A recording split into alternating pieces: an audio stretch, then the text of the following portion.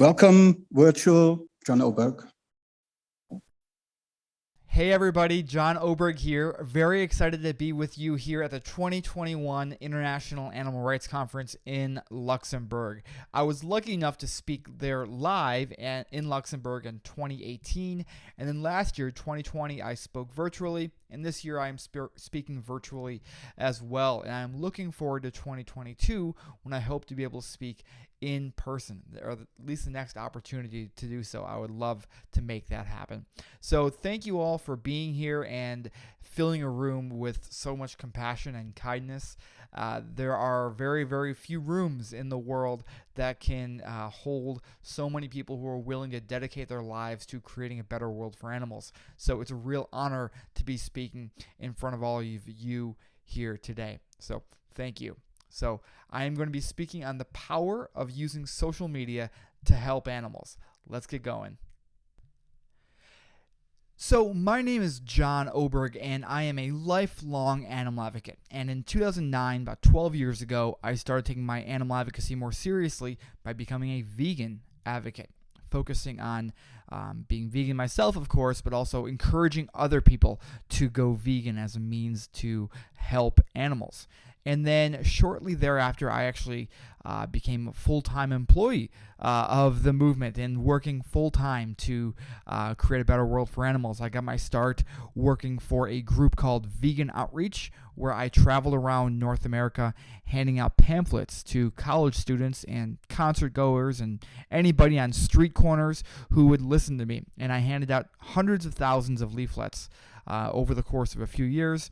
And then I shifted my focus on from grassroots advocacy with Vegan Outreach to focusing on social media advocacy as their director of communications. So I ran and oversaw Vegan Outreach's social media from about 2013 to the end of 2015.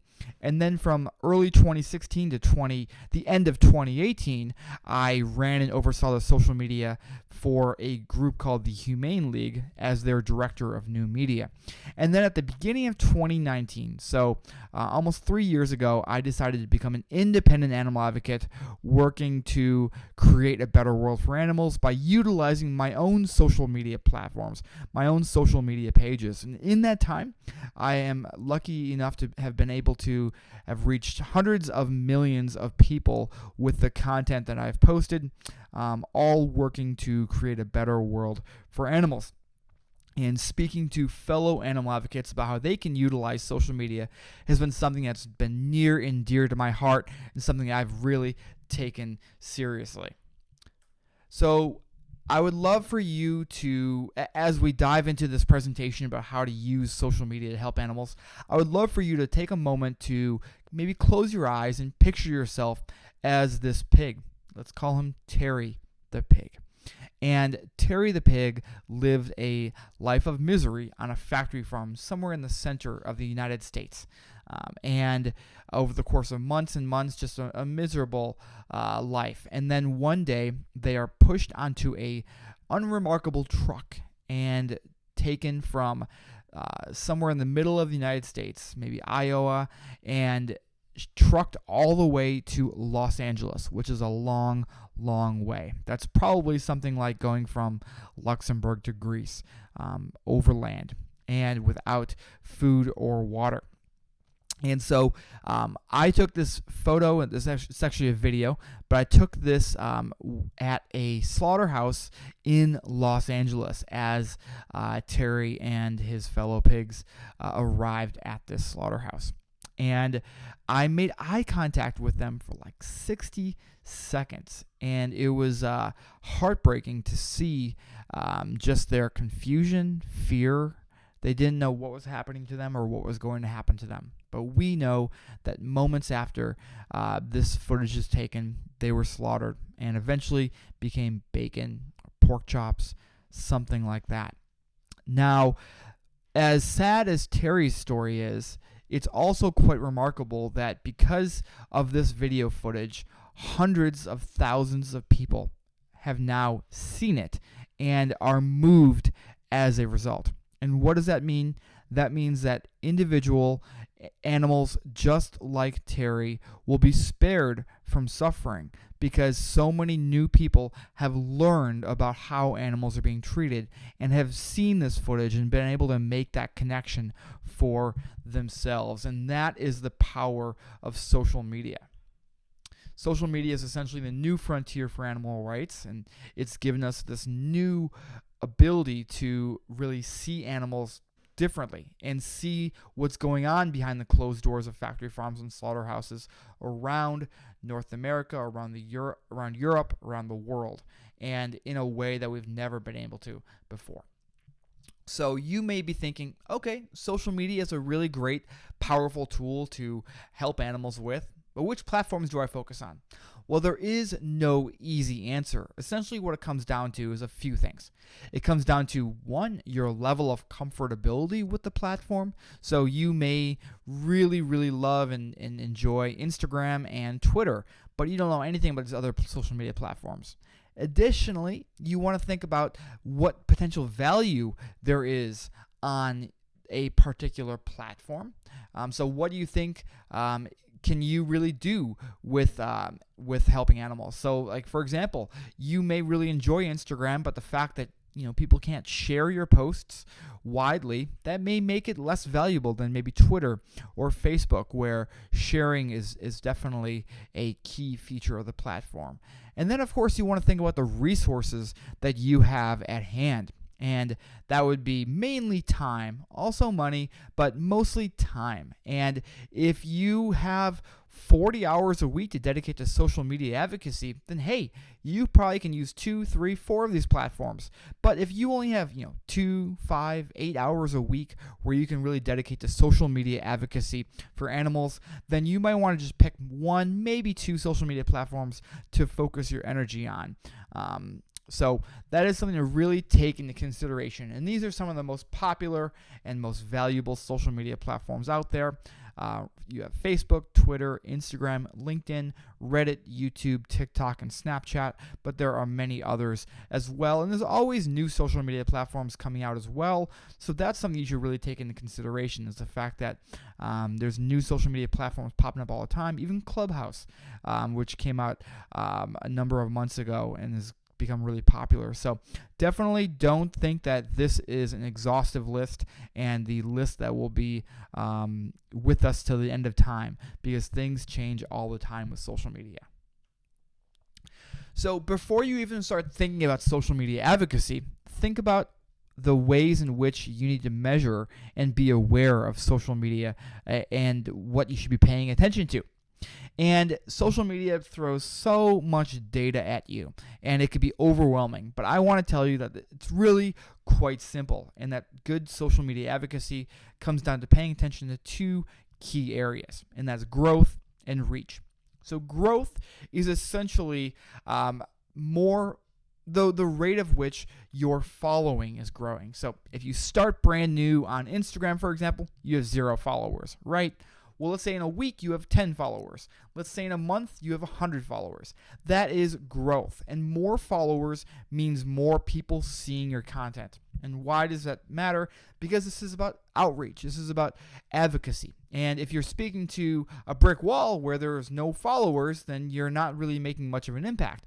But if you're able to speak to dozens or hundreds or thousands of people, that is making an impact. And then the next thing you need to be paying attention to is reach. And reach is essentially just the number of people who are seeing your posts. And why does this matter? Because as more people see your posts, more impact is made. It's a numbers game. So when you are reaching more people, that means you are making more of a difference. Just like if you're standing on the street corner and handing out leaflets, you would rather hand out 1,000 leaflets in a day than 100. If you're showing people video of undercover slaughterhouse footage, you'd rather reach 100 people than 10 people. So it's really important to reach more people to make more of an impact. And also, for social media platforms that allow sharing, like Facebook or Twitter with retweets, more reach means more people to share your content, which means more reach. And all these things really play off of each other. And the potential for exponential reach is really quite massive. And on that note, I do want to mention that it's really, really important to reach more non-vegans as opposed to other vegans. Why? Well, other vegans can't be more vegan, right? There's not much of a point to try and get other vegans to be any more vegan. That just doesn't make sense. But if you can reach non-vegans, then that's ideal. And we'll get more into the minutia of it later. But essentially, you really want to reach more non-vegans, and social media platforms that allow sharing functions like Facebook and Twitter are really great for that. So let's talk about effective strategy in the age of social media. So, of course, you want to figure out what you want to get out of social media. So hopefully that is something like the idea that you want to make more of an impact for animals and to raise more awareness about the ways in which they're being abused and facing a life of horror on factory farms and on slaughterhouses. And so how does that fit for you? You want to figure out what your niche is. So every one of us has our own niche where we kind of fall into. So yes, everybody in this room, we're animal advocates. And that's fairly broad. If you want to go a little bit further, we are vegan animal advocates. If you want to go further, some of us are, grassroots activists who, do street activism. Some of us are maybe we are undercover investigators who are, going behind the closed doors of factory farms and slaughterhouses and creating footage of what's going on to these animals. There's so many, and some of us may be food photographers. So we really specialize in taking great photos of vegan food, so we can show the world that, hey, vegan food isn't boring. It's great. It's beautiful. So you really want to figure out what your niche is as you start thinking about where you're going to focus on social media. So this is what you want to figure out before you really dive into social media. Then you want to set goals for yourself, for engagement and for growth.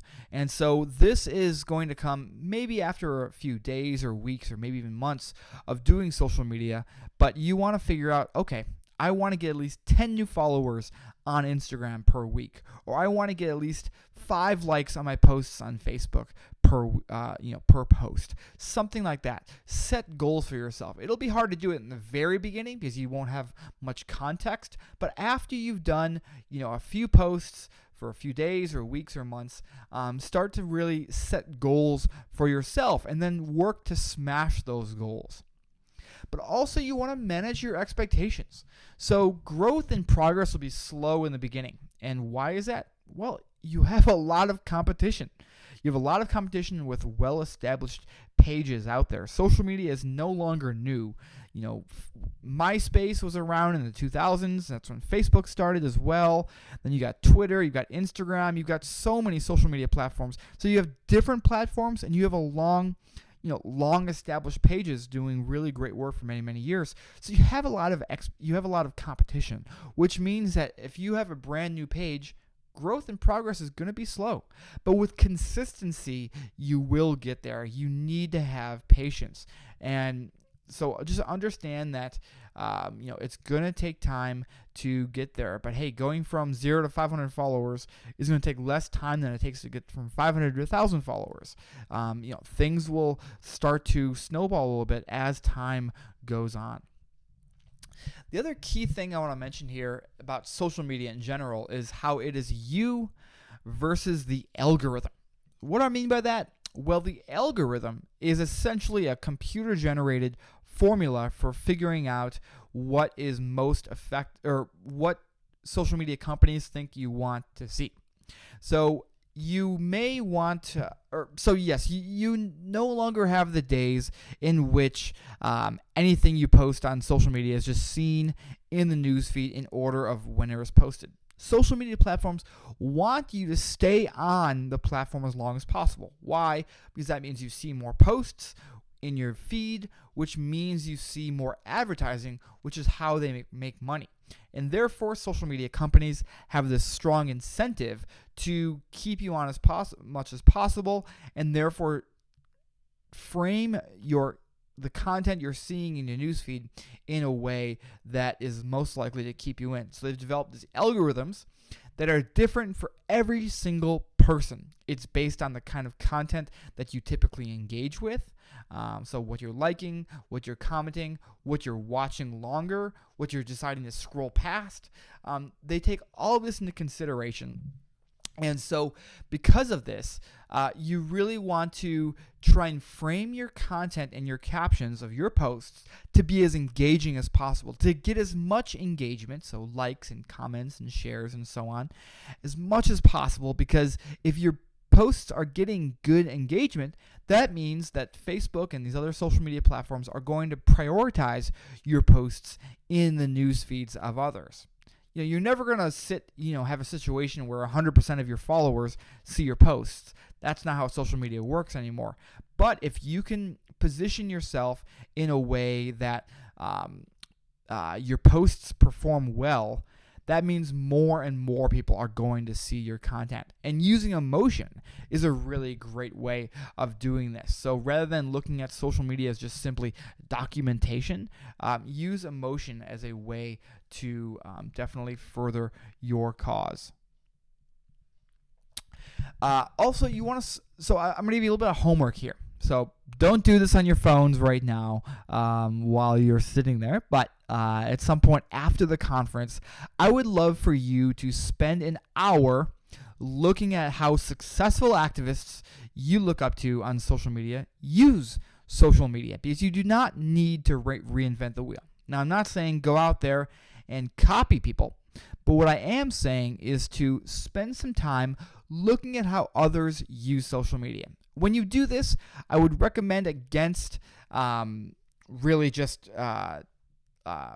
engaging with others, because you're going to get distracted. So don't sit there and start looking at your favorite social media activists and start liking their posts and commenting. Just prevent yourself from doing that. That way you can just spend a full hour just simply observing. This is going to be such a powerful exercise, and something you should certainly do on a regular basis, but at least do it this one time to really look at how other activists are using social media and how they're using it well. The next thing I want you to do is to spend 30 minutes looking at your own past social media presence. So if you're brand new to social media, then this isn't relevant for you. But for most of you, you've been active on social media for a while, whether it's Facebook, Twitter, Instagram, something else. So spend 30 minutes just simply scrolling back and looking at your past posts and how they have performed. See which posts are getting more likes and comments and shares, and learn what's working and what isn't. If you spend some time doing this, it will definitely give you an indication that, or an indicator of what seems to be more likely to succeed. For example, you may realize that when you talk about, yourself, or you talk about, activities and events going on in your life, and the advocacy you're involved with, people love it. But whenever you talk about your lunch or your dinner, and you showed a photo or a video of the food that you're eating, you may realize that, hey, nobody really seems to care that much about food. This is going to tell you, hey, in the future, maybe I post less about food and more about myself, more about advocacy. This is just a completely made-up example, of course, but you will learn valuable information like this by actually spending some time looking at what has worked well and what hasn't for you on social media in the past. And you want to always put yourself in your audience's shoes. Why? Because your audience is not you. You are not your audience. You need to think about, of course, everything you're going to post, you'd want to post naturally is you're going to like, right? Because it's you. So, of course, you're going to have an interest. But you have to ask yourself, would my audience be interested in this? And if the answer is no, then maybe you shouldn't post it. Don't use up that valuable social media real estate on posts that aren't going to perform well, and that you aren't going to be interested in your content. And of course, you want to appeal to non-vegans more than vegans. I mentioned this earlier, and why is it important? Because non-vegans are the ones who can make changes that can help animals. And for me, what I try to do is I try to strike this balance where I appeal to non-vegans, or I'm sorry, I appeal to vegans, but I don't make my content and captions and so on extreme enough that it's going to turn off non-vegans.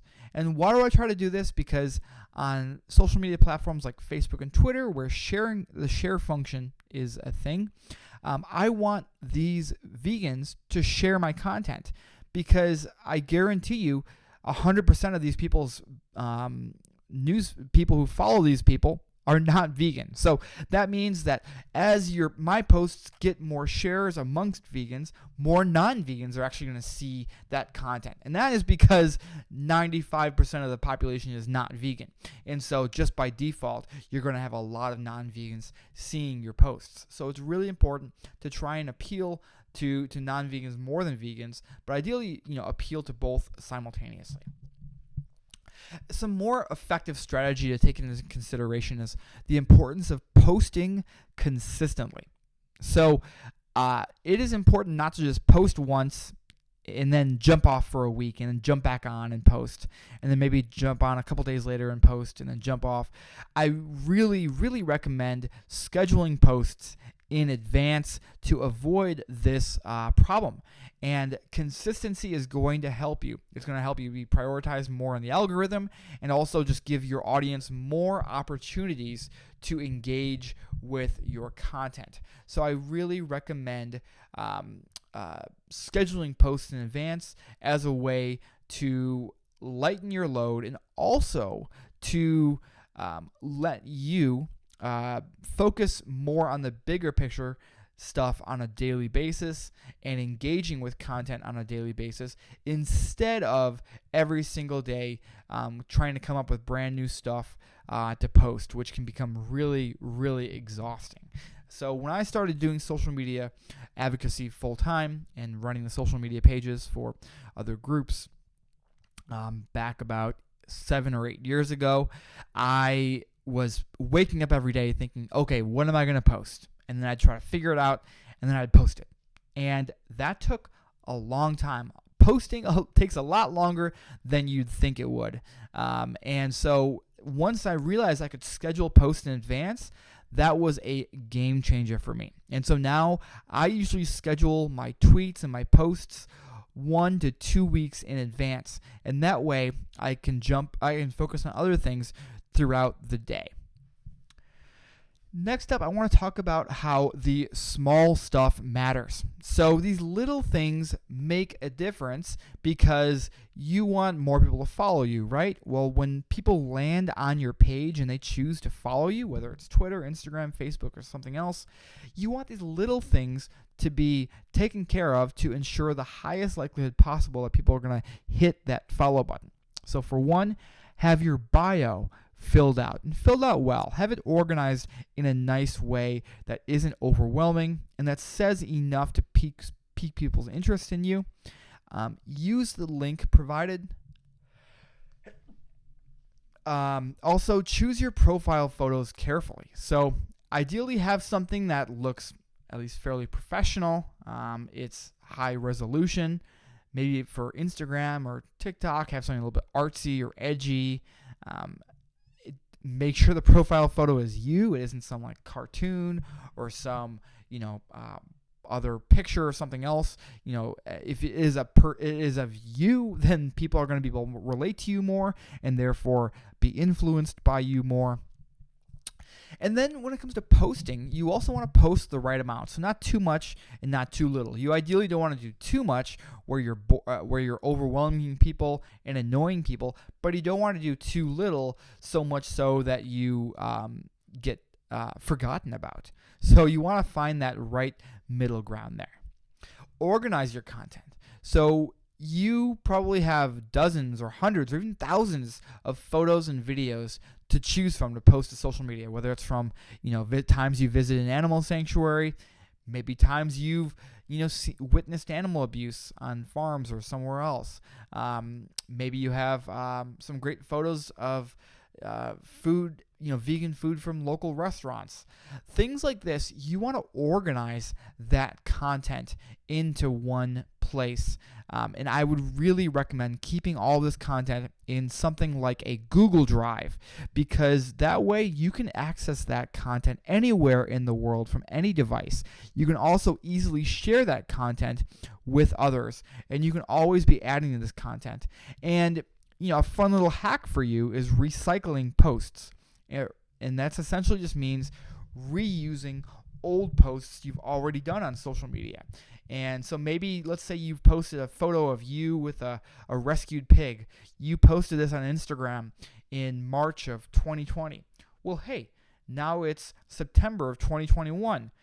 Not many people are going to remember you posted that a year and a half ago. So why don't you post it again? So if you have that content easily available in your Google Drive, then that is going to be a simple way for you to save resources and be more efficient and effective. So definitely consider organizing your content in a place like a Google Drive instead of just in all over your desktop or on your phone or something like that.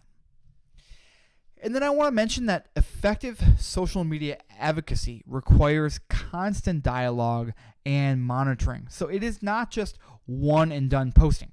So social media is about engaging with your audience on a regular basis. So for me on Twitter, yes, posting is important. I usually do 1 or 2 tweets a day, but I am constantly jumping on Twitter throughout the day to engage with the replies. So I'm liking people's tweet replies, replying to them, looking at my newsfeed and replying to others, and so on. So effective social media advocacy is a lot more than just simply posting. So let's talk about the effective communication in the age of social media. You want to work to empower and inspire your audience, not just depress them. So the world that animals face in today's world is wretched. I don't need to say that twice, right? We all here think that what animals face in today's world is brutal. But if you want to actually make a difference for animals, it is important to try and inspire them, not just depress them. And there's a lot to depress them about, but if you want them to take action, you need to empower them to make them understand that, hey, you know what? It's terrible what's happening, but you and we have the power to withdraw our support of animal agriculture where animals are abused every hour of every day. So really try to focus on having a blend of content that does empower and inspire people, in addition to the hard-hitting stuff that is going to get them down. Also, don't go all in on any one single emotion. So, again, on this note, doom and gloom is okay, but it has to be done in moderation. If 100% of the content you're posting to Facebook, Twitter, Instagram, YouTube, TikTok, whatever, is just really, really hard-hitting, sad content, like photos and videos of animals just experiencing suffering and cruelty, then people are going to start tuning you out. They're going to start unfollowing you, maybe even blocking you, and it is going to be really difficult to reach new people if all of your content is like that. And so for that reason, it's really important to blend that sad content, which is very important to get out there, but blend it alongside happier content that's going to make people feel joy as well, and inspiration and empowerment, like we talked about earlier. And then, of course, this goes without saying, but don't be a jerk. Because when is the last time you saw someone being a jerk on social media and said, I want to be like that person? It is incredibly rare for you to be rude or cutting and to actually inspire someone to try and become like you. So you want to really take a minute to think about the things that you are saying. Take a deep breath and cool down for a few minutes before replying. even me, as a lifelong animal advocate and somebody who's been doing this basically full time for a decade, I still will often write up a reply. I'm about to hit send, then I read it to myself and I ask myself, okay, is that effective? Is that actually going to get this person to be more open to hearing my message and having a more open heart? And I will often then just delete the message and then write something that is much more, meeting them in the middle, because I know that's more effective. And so, it's not about our egos here, right? It's about what is going to be effective for helping animals. And a lot of times that requires biting your tongue and framing your message in a way that's going to be received well. And so it's really important not to be a jerk and not to be rude. Other tips for your consideration, and I'll go through these fairly rapidly, is to, one, post natively to each platform. So these social media companies often make it fairly easy to jump from or post automatically from one post to another. So whenever you post to Instagram, it posts to Facebook and so on.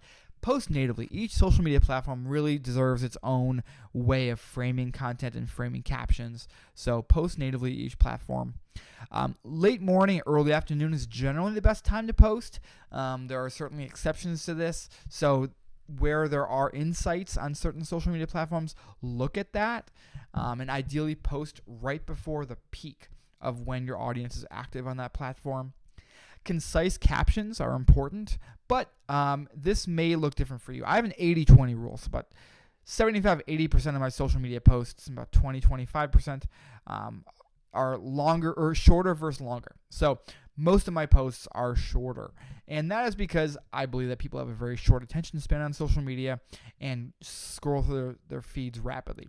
But there is something to be said that longer form captions are actually also very, very inspiring, especially if it's about a story related to you as an advocate. And so really think about the length of your captions as really, really important. Be mindful of them. Make posts emotional. I mentioned it earlier. It's important to not just have, use social media as documentation. It's important to really make an emotional connection with individuals.